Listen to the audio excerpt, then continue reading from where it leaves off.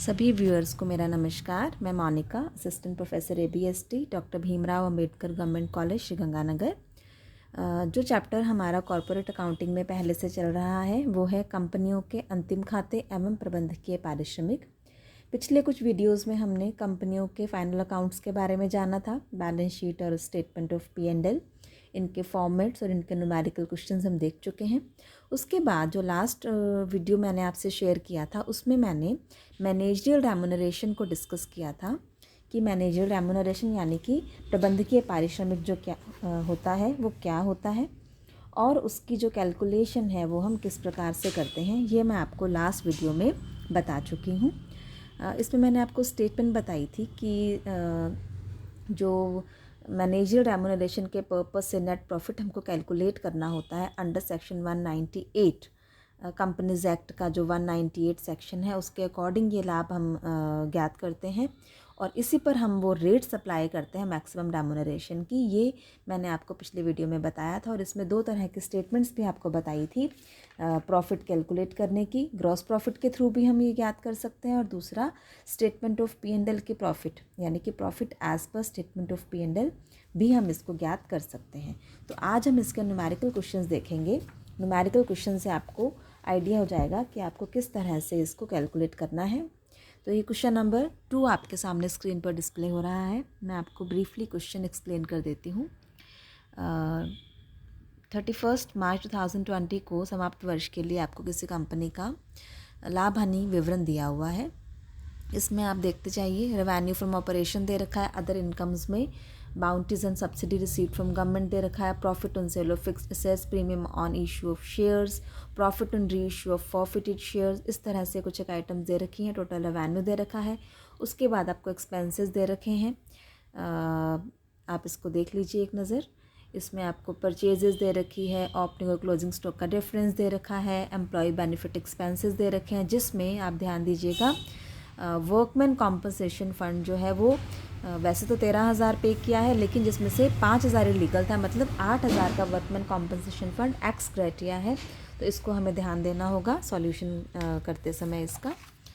Then directors remuneration by way of setting fee, तो ये एक तरह से डायरेक्टर्स फ़ी है।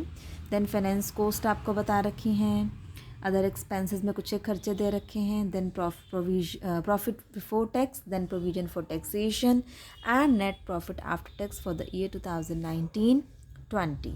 तो ये आपको स्टेटमेंट ऑफ P&L में दे रखी हैं चीज़ें और उसके बाद एलोकेशन और एप्रोप्रिएशन दे रखे हैं कि इन प्रॉफिट्स का कहाँ कहाँ पे एप्रोप्रिएशन किया गया, कहाँ कहाँ एलोकेशन किया गया, तो वो चीज़ें दे रखी हैं। अल्टीमेटली आपको balance of profit carried to balance sheet दे रखा है 692400। ओके, आपको नीचे एडिशनल इन्फॉर्मेशन में गिवन है कि 95,000 कॉस्ट की फिक्स्ड सेट को 1,10,000 में विक्रय किया गया, जिस पर 25,000 डेप्रिसिएशन लगाया जा चुका है। तो आपको यहाँ पर profit net profit for the purpose of manager remuneration under section 198 calculate करना है। तो आप यहाँ इसका सॉल्यूशन देखिए। अभी सबसे पहले आप ऊपर लिख देंगे calculation of net profit for manager remuneration under section 198 of the companies act 2013। Statement के फॉर्मेट में आप इसको प्रिपेयर कर लीजिए। सबसे पहले जैसे कि मैंने आपसे फॉर्मेट शेयर किया था, ऊपर ही ऊपर आप लिखेंगे profit carried to balance sheet. ये आपको क्वेश्चन में दे रखा है 6,92,400। ठीक है, इसमें से आपको कुछ पर्टिकुलर चीज़ें लेस करनी है। ये मैं आपको स्टेटमेंट के फॉर्मेट को हमने जब बनाया था उसमें आपको बता चुकी हूँ। लास्ट वीडियो आप रेफरेंस के लिए दोबारा देख सकते हैं। तो इस प्रॉफिट में हमें कुछ चीज़ें एडजस्ट करनी होती हैं रिगार्डिंग इनकम्स। तो जो ऐसी इनकम्स हैं जो हमें नहीं जोड़नी थी और हमने जोड़ रखी हैं स्टेटमेंट ऑफ P&L में, उन्हें हमें लेस करना होगा। तो देखिए, इनकम्स में हमने सबसे पहले profit on sale of fixed asset है, तो ये कैपिटल नेचर का प्रॉफिट है। तो capital profit on sale of asset, इसके लिए हमें सेलिंग प्राइस और कॉस्ट का डिफरेंस लेना होता है। तो क्वेश्चन में आपको दे रखा है एडिशनल इन्फॉर्मेशन में विक्रय किया है 1,10,000 में, 95,000 इसकी लागत है, तो डिफरेंस 15,000 जो है that will be treated as capital profit on sale of asset. तो इसको हमें लेस करना है। दूसरा, premium on issue of share जो है इसे भी हमें ऐड नहीं करना होता इनकम में, मैनेजरियल रेम्यूनरेशन के पर्पस से इसे भी ऊपर ऐड किया हुआ है, क्योंकि स्टेटमेंट ऑफ P&L में एज एन इनकम इसको शो कर रखा है, तो इसको भी आप डिडक्ट कीजिए 10,000। Then profit on re issue of forfeited share 5,000, इसको भी हमें यहाँ घटाना है। ये स्टेटमेंट में पहले मैं आपको बता भी चुकी हूँ। तो इस प्रकार लेस करने वाली आइटम्स जो है वो 30,000 की होगी। आपके पास आ जाएगा 6,62,400। नाउ कुछ चीज़ें हमको इसमें ऐड करनी है, ऐसे एक्सपेंसेस जो हमें नहीं लेस करने थे इस पर्पस से, और हमने स्टेटमेंट ऑफ P&L में एज एन एक्सपेंडिचर उसको शो कर रखा है, तो उनको हमें फिर से ऐड करना है। Like loss on sale of investment, ये आपको दे रखा है अदर एक्सपेंसेस में 12,500। इसको आप, ये कैपिटल नेचर का लॉस है, तो इसको आप यहाँ पर ऐड कीजिए। Then reserve for redemption of redeemable preference shares, तो जो भी प्रॉफिट के अप्रोप्रिएशंस होते हैं वो हमको यहाँ पर ऐड कर देने हैं, तो इसको आप ऐड कीजिए 75,000। इसी प्रकार जो transfer to investment allowance reserve है 50,000, उसको भी हमें ऐड करना होगा। देन प्रोविजन फॉर टैक्सेशन दे रखा था आपको स्टेटमेंट ऑफ P&L में 3,65,600, इसको भी आप ऐड कीजिए।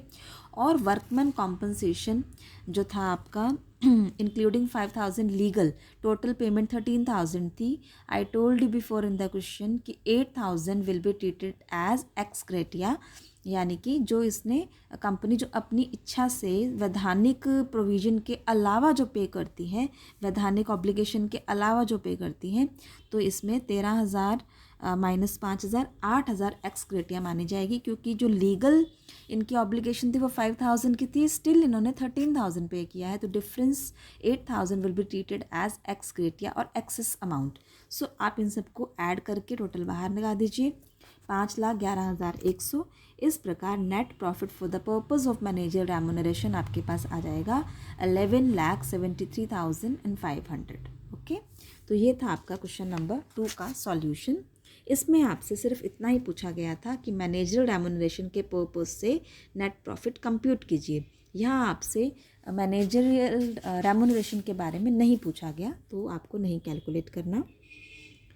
इसके बाद आप एक क्वेश्चन इसमें और देख सकते हैं, क्वेश्चन नंबर 3 है ये हमारी बुक का, एक आप इसको भी देख लीजिए। कलकत्ता लिमिटेड ने एक मैनेजर को नियुक्त किया जिसे 2,000 प्रतिमाह वेतन यानी कि सालाना 24,000 और कमीशन घटाने से पहले के लाभों का 2% कमीशन दिया जाता है।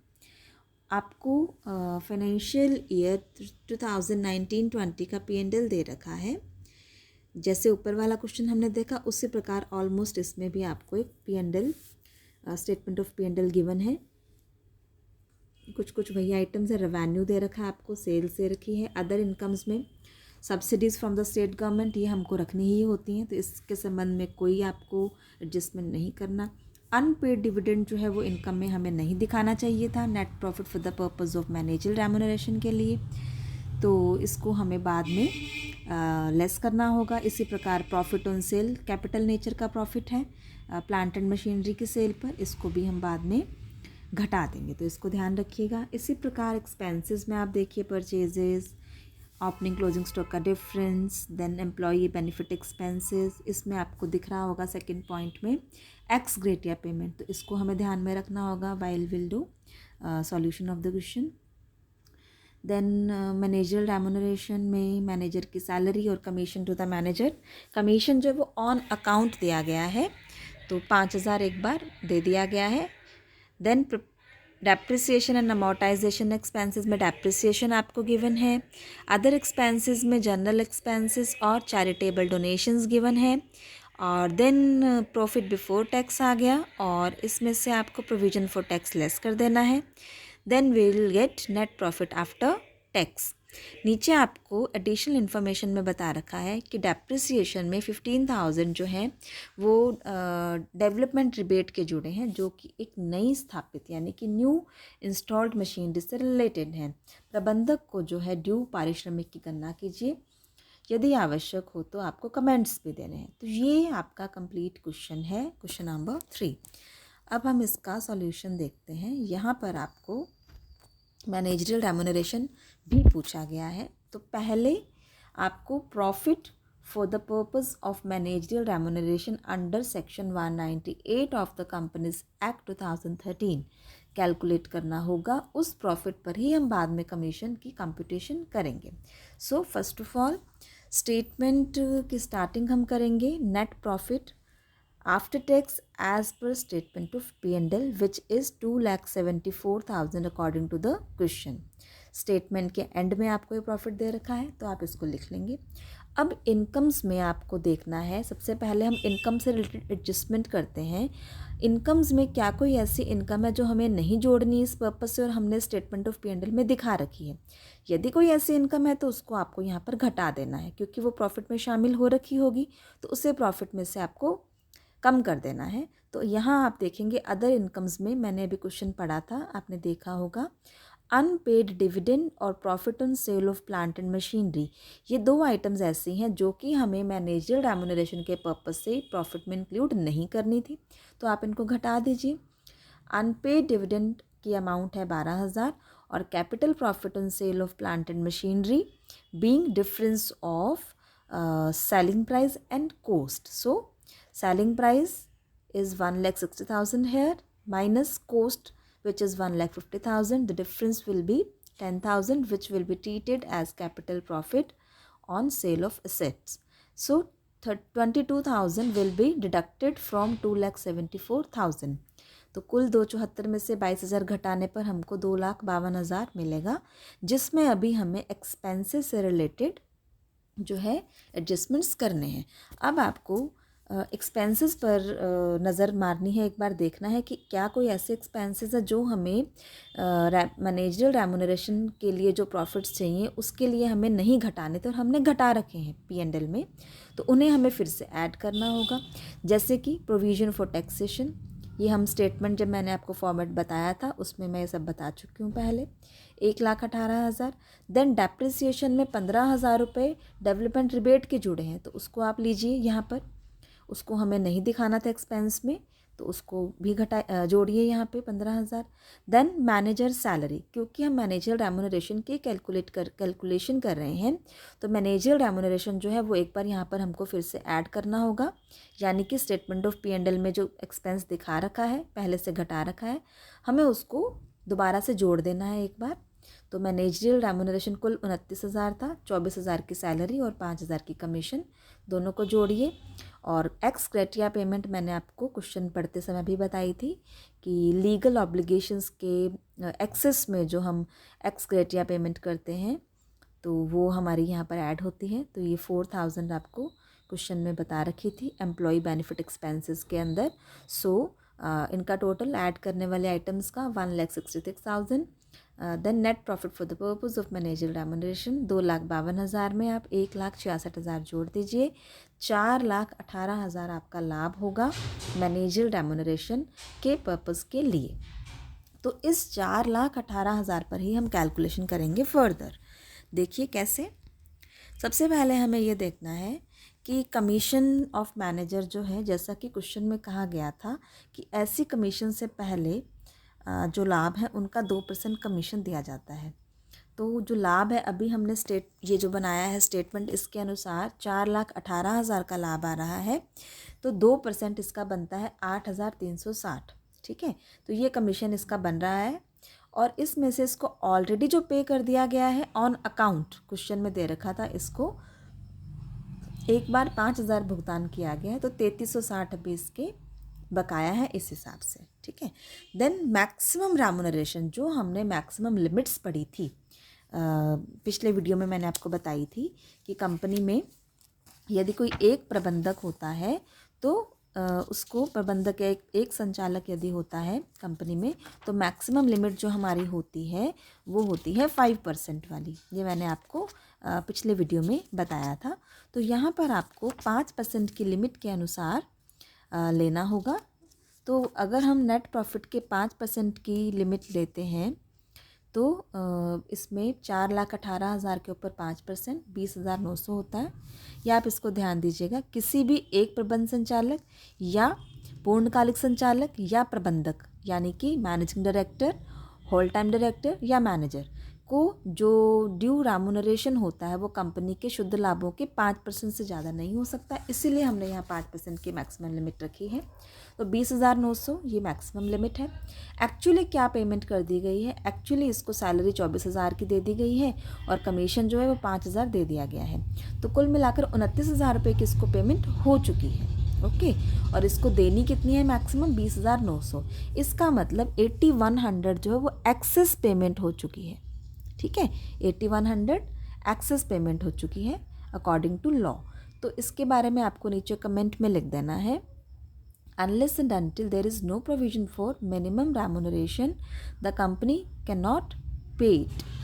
So the excess payment made to manager rupees 8100 will be treated as an asset। कि जब तक यहाँ पर कंपनी के पास कोई प्रोविज़न नहीं है इस प्रकार के रेम्यूनरेशन के लिए, तब तक हम इसको क्या करेंगे, इस एक्सेस पेमेंट को एज एन एसेट हम इसको शो करेंगे। ठीक है तो ये आपको नीचे कमेंट के तौर पर, टिप्पणी के तौर पर आपको बता देना है।